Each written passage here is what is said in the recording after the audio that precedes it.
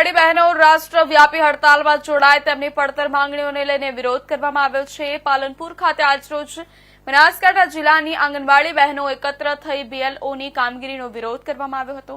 તેમજ તેમને સરકારી કર્મચારી તરીકે જાહેર કરવામાં આવે તેવી માંગ કરવામાં આવી છે। આ અંગે તમામ બહેનો જિલ્લા પંચાયતમાં એકત્ર થઈ રેલી સ્વરૂપે કલેક્ટર કચેરી પહોંચી કલેક્ટરને આવેદનપત્ર આપી તેમની માંગણીઓને રજૂ કરી હતી। આ માંગણીઓ નહીં સ્વીકારવામાં આવે તો આગામી દિવસોમાં જલ્દ કાર્યક્રમો આપે વિરોધ કરવામાં આવશે તેમ આંગણવાડી બહેનોએ જણાવ્યું હતું।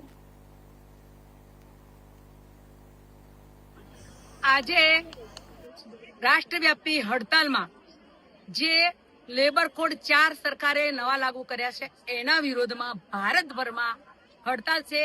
જે લેબર કોડમાં લગભગ કિસાનો અને તમામ મજૂરો અને આંગણવાડી આશા વર્કરો બધા જ આવી જાય છે। હવે આ જે અમારે આંગણવાડીની બહેનોને જે માનદ વેતન લઈ રહી છે અને સરકારે જે હમણાં બીઓની કામગીરી આપી છે એ એકદમ ગલત છે।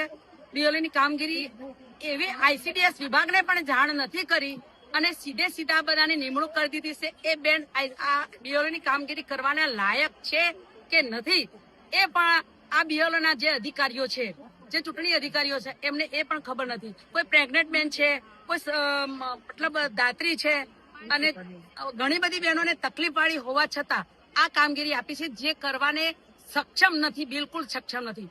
અને એમ છતાં આ બહેનોને જબરજસ્તી જેમ કોઈ પણ ધર્મ અપનાવવા માટે કે કોઈ પણ જબરજસ્તી કરવામાં આવે એ રીતે બીઓની કામગીરી માટે જબરજસ્તી કરવામાં આવે છે।